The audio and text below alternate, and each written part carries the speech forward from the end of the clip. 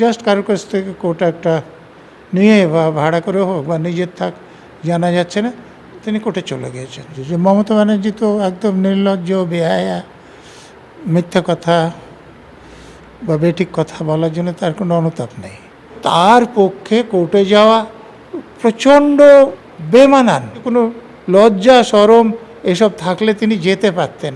মুখ্যমন্ত্রীর প্যাকেজে অত্যন্ত সন্তুষ্ট হয়ে ফলতার উন্নয়নের স্বার্থে সরে দাঁড়ালেন। উনি এমএলএ হলে তার মানে ফলতার উন্নয়ন হতো না, এটা উনি মেনে নিচ্ছেন। তো বুঝতেই পারছেন তিনি কি চেষ্টা করছেন।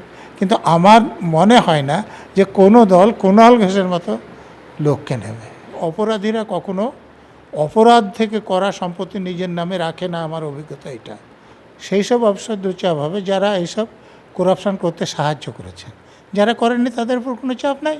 দুর্নীতি থেকে বেআইনি নির্মাণ, রাজ্যে একাধিক ইস্যু নিয়ে এখন আলোচনা চলছে, আর সেই বিষয় নিয়েই আজকে আমরা কথা বলতে চলে এসেছি প্রাক্তন আইপিএস অফিসার নজরুল ইসলাম স্যারের সাথে। স্যার নমস্কার, আপনাকে নজরে বাংলায় স্বাগত। স্যার, মমতা ব্যানার্জিকে সম্প্রতি দেখা গেল কোর্ট পড়ে হাইকোর্টে যেতে, এই বিষয়টিকে ঠিক আপনি কিভাবে দেখছেন? দেখুন, আমাদের দেশে কতগুলো আইন আছে। যেমন কোনো ব্যক্তি এমবিবিএস পাস করলে প্র্যাকটিস করতে পারেন না, তাকে মেডিকেল কাউন্সিল থেকে রেজিস্ট্রেশন নিতে হয়। তেমনি কোনো ব্যক্তি এলএলবি পাস করলেই তিনি কোর্টে প্র্যাকটিস করতে পারেন না, তাকে বার কাউন্সিল থেকে রেজিস্ট্রেশন নিতে হয়। আমার জানা নেই যে মমতা ব্যানার্জি কোনোদিন রেজিস্ট্রেশন নিয়েছিলেন কিনা। উনি যদিও নিয়ে থাকেন, সে রেজিস্ট্রেশনের শর্ত হচ্ছে যে তিনি অন্য কোনো পেশায় নিযুক্ত থাকতে পারবেন না, অন্য কোনো চাকরি করতে পারবেন না। তো মমতা ব্যানার্জি তো এর আগে এমপি হিসেবে কাজ করেছেন, তাছাড়া তিনি 15 বছর মুখ্যমন্ত্রী ছিলেন। মুখ্যমন্ত্রী পদের বেতন আছে, অর্থাৎ অন্য পেশায় তিনি আছেন। সেই সময় যদি আগে রেজিস্ট্রেশন নিয়েও থাকেন, তাহলে সেই রেজিস্ট্রেশন সাসপেন্ডেড হয়ে থাকবে। এর পরে তিনি যদি আবার মনে করেন যে তিনি আবার সব কিছু ছেড়ে দিয়ে মানে আইন ব্যবসায় যেতে চাইবেন, তাহলে তাকে তার জন্য আবেদন করতে হবে। আবেদন করলে যখন তার এটা নবীকরণ হবে, তখনই তিনি প্র্যাকটিস করতে পারবেন। তো বিভিন্ন গণমাধ্যমে যেটা দেখছিলাম, মমতা ব্যানার্জি সেরকম কিছু করেননি। জাস্ট কারোর কাছ থেকে কোর্ট একটা নিয়ে বা ভাড়া করে হোক বা নিজের থাক জানা যাচ্ছে না, তিনি কোর্টে চলে গিয়েছেন। তিনি যখন মুখ্যমন্ত্রী ছিলেন বা পুলিশ মন্ত্রী ছিলেন, তখন যেমন বেআইনি কাজ যেমন খুশি করতেন, এ তো কোর্টেও সেরকমভাবেই গিয়েছেন। ও কোনো রকম রেজিস্ট্রেশন করা বা রেজিস্ট্রেশন পুনর্নবীকরণ করা, সেটা তিনি করাননি। মমতা বন্দ্যোপাধ্যায় যে অভিযোগটা নিয়ে হাইকোর্টে গেছিলেন, সেই অভিযোগটা তার দলের ওপরেও অতীতে ছিল। তাহলে কি ওনার এই অধিকারটা আছে যে উনি সেই অভিযোগটা নিয়ে যেতে পারেন হাইকোর্টে? সেটা তো একজন সাধারণ মানুষ যার একটু লজ্জা শরম আছে, যিনি ঠিক কথা বলেন, তাদের জন্য প্রযোজ্য। মমতা ব্যানার্জি তো একদম নির্লজ্জ, বেহায়া, মিথ্যা কথা বা বেঠিক কথা বলার জন্য তার কোনো অনুতাপ নেই। আপনি যে কথা বলছেন, আমি বলছি যে 21 সালের বিধানসভা ভোটেও হিংসা হয়েছিল, এবং ভোট পরবর্তী হিংসা যখন হচ্ছিল, তখন বিরোধী দলরা অভিযোগ করেছিলেন। তো তিনি বলেছিলেন মুখ্যমন্ত্রী এবং পুলিশ মন্ত্রীর পদে থেকে যে একটাও হিংসার ঘটনা ঘটেনি। তখন বিরোধীরা হাইকোর্টে যান। হাইকোর্টের আদেশ অনুসারে জাতীয় মানবাধিকার কমিশন একটা রিপোর্ট দিয়েছিল হাইকোর্টে। সেই রিপোর্টে ডিজির পরিসংখ্যান উল্লেখ করেছিল, ডিজির কাছ থেকে তারা নিয়েছিলেন যে কদিনে কত হয়েছে তুমি বলো। তো ডিজি বলেছিলেন যে ভোট পরবর্তী 49 দিনে 29টা খুন, 12টা রেপ और সেক্সুয়াল অ্যাসাল্ট, 391টা গুরুতর জখম করার, 940টা অগ্নিসংযোগ এবং লুটতরাজের, এবং 562টা ভীতি প্রদর্শনের মামলা শুরু হয়েছে। অর্থাৎ এগুলো যোগ করে 1934, 49 দিনে, প্রতিদিন প্রায় 40। আর এই মাননীয়া যিনি কোটপুরে যে হাইকোর্টে হাজির হয়েছিলেন, তো যেদিন পর্যন্ত তিনি কোর্টে হাজির হয়েছিলেন তার মধ্যে একজন খুন হয়েছিল। আমি তো বললাম যে ওনার সময় 29টা খুনের পর বলছেন কোনো হিংসা হয়নি, 12টা বলাৎকার যৌন হস্তের ঘটনার পর বলছেন কোনো হিংসা হয়নি। তো এই যে 2000 মামলা শুরু হয়ে গিয়েছে 49 দিনে, উনি বলছেন একটাও ঘটনা ঘটেনি।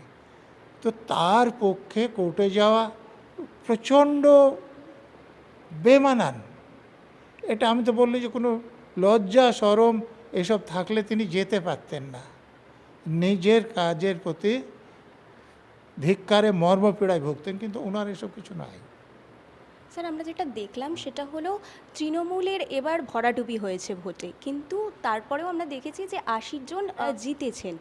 তো কিন্তু ফলতায় যে উপনির্বাচন হচ্ছে সেখান থেকে তৃণমূল সরে দাঁড়ালো। তাহলে কি মনে হচ্ছে এবার কি তাহলে তৃণমূল দলটা পুরোই উঠে যাবে? যাদেরকে কেউ নেবে না, যেমন ধরুন মমতা ব্যানার্জি, অভিষেক ব্যানার্জি, কল্যাণ ব্যানার্জি, কুণাল ঘোষ, তারা দলে থাকলেও থাকতে পারে। কিন্তু অন্যরা তো অলরেডি কেউ চলে গিয়েছেন, কেউ যাওয়ার জন্যে দলের বিপক্ষে বলে সাসপেন্ড হচ্ছেন, বা কেউ গেরুয়া আবির মেখে নিয়ে একটু গেরুয়া ঝান্ডা টান্ডা নিয়ে অলরেডি যে আমরা বিজেপিতেই ছিলাম বলছেন। তা আপনি তো ফলতায় দেখলেন যে নিজেকে সিনেমার ভিলেনের সঙ্গে তুলনা করেন, ঝুঁকতা নেহি রুকতা নেহি, ও ঝুঁকতা ভি হয় রুকতা ভি হয় ভাগতা ভি হয়। সে জানে যে এবার রিগিং করতে গেলে পিঠে পড়বে, হাত পা ভেঙে হাজতে যেতে হবে, মর্গেও যেতে হতে পারে। তো অতএব তিনি মুখ্যমন্ত্রীর প্যাকেজে অত্যন্ত সন্তুষ্ট হয়ে ফলতার উন্নয়নের স্বার্থে সরে দাঁড়ালেন। উনি এমএলএ হলে তার মানে ফলতার উন্নয়ন হতো না, এটা উনি মেনে নিচ্ছেন। এবং সে ব্যাপারে তৃণমূলের মুখপাত্র কি বলছেন, যে ঝুঁকতা নেই সে ভয় পাবেন কেন? বলছেন যে তো ওটা তো অভিষেক ব্যানার্জির ডায়মন্ড মডেলের লোক, তাহলে অভিষেক ব্যানার্জি বলতে পারবে কেন শুরু করেছে? অতএব যিনি আগে বলতেন যে আমার নেত্রী, আমার সেনাপতির নেতৃত্বে আমি কাজ করছি, তিনি এখন সেনাপতির নেতৃত্ব নিয়ে প্রশ্ন তুলছেন।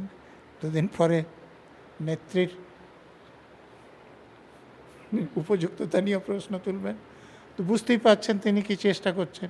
কিন্তু আমার মনে হয় না যে কোনো দল কুণাল ঘোষের মতো লোককে নেবে। আপনি যে শান্তিনিকেতন বিল্ডিংয়ের কথা বলছেন, সেটা অভিষেক ব্যানার্জি যখন ভোটে দাঁড়িয়েছিলেন, তো নমিনেশন পেপার ফাইল করার সময় তো কী কী সম্পত্তি আছে, কী কী ক্রিমিনাল কেস আছে, এগুলো সব এভরিড করে বলতে হয়। তাতে আমার যতদূর জানা আছে অভিষেক ব্যানার্জি ওই বাড়িকে নিজের বলে দেখাননি। অর্থাৎ ওটা অভিষেক ব্যানার্জির নিজের নামে হবে না। যেসব ভুয়ো কোম্পানি আছে যেমন লিপস অ্যান্ড বাউন্স, সেসব কারো নামে হবে। তার নামে যে নেই, অপরাধীরা কখনো অপরাধ থেকে করা সম্পত্তি নিজের নামে রাখে না, আমার অভিজ্ঞতা এটা। তো উনি একজন এমপি, উনার যে আয় তা দিয়ে ওখানে যে চলন্ত সিঁড়িওয়ালা ওই প্রাসাদ তৈরি করা সম্ভব? তো নিজের নামে দেখালে তো কোথায় থেকে টাকাগুলো এলো দেখাতে হবে। সেই জন্য কোনো ভুয়ো কোম্পানির নামে লেখা আছে, সেই চিটফান্ডের টাকা কি তোলাবাজির টাকা, কাটমানের টাকা, সেগুলো এহাত ওহাত ঘুরে ওইসব বাড়ি তৈরিতে, দামি দামি গাড়ি কেনাতে ব্যবহৃত হয়েছে। তো সেগুলো কর্পোরেশন, আমার কাছে যেটা খবর, 401 ধারায় সেখানে নোটিশ পাঠিয়েছে যে এটা যে বৈধভাবে তৈরি হয়েছে তার কাগজপত্র আমাদেরকে দেখান। যদি তারা দেখাতে পারে মিটে গেল, যদি না দেখাতে পারে তাহলে কর্পোরেশন ওই বাড়ি ভাঙার আদেশ দিতে পারে। অন্তত যদি আংশিক বেআইনিও হয় তাহলেও সেই বেআইনি অংশ ভেঙে দিতে পারেন, আর পুরোটা যদি বেআইনি হয় তাহলে পুরোটাই ভেঙে দিতে পারেন। স্যার, আমরা দেখেছি যে তৃণমূল যখন সরকারে ছিল তো তখন তাদের ওপরে বিভিন্ন ধরনের দুর্নীতি করার অভিযোগ এসছিল, কিন্তু সেই অভিযোগের ওপর এখন অ্যাকশন নেওয়া হচ্ছে। এর ফলে এই মুহূর্তে প্রশাসনের ওপরে ঠিক কতটা চাপ তৈরি হচ্ছে? প্রশাসনের চাপ কিসের? বরং সেই সব অফিসারদের চাপ হবে যারা এইসব করাপশন করতে সাহায্য করেছেন। যারা করেননি তাদের উপর কোনো চাপ নাই। মামলা শুরু হবে, তদন্ত হবে, তাদের বিরুদ্ধে প্রমাণ হবে, তাদেরকে কোর্টে পাঠাবে, কোর্ট সাজা দিলে তাদেরকে জেলে পাঠাবে। প্রশাসনের উপর সৎ অফিসারদের উপর কোনো চাপ থাকার কথা নয়। যারা অসৎ অফিসার, এই যেমন গ্রেপ্তার হচ্ছেন দু একজন, তাদের উপর চাপ থাকবে, সাসপেন্ড হচ্ছেন তাদের উপর চাপ থাকবে।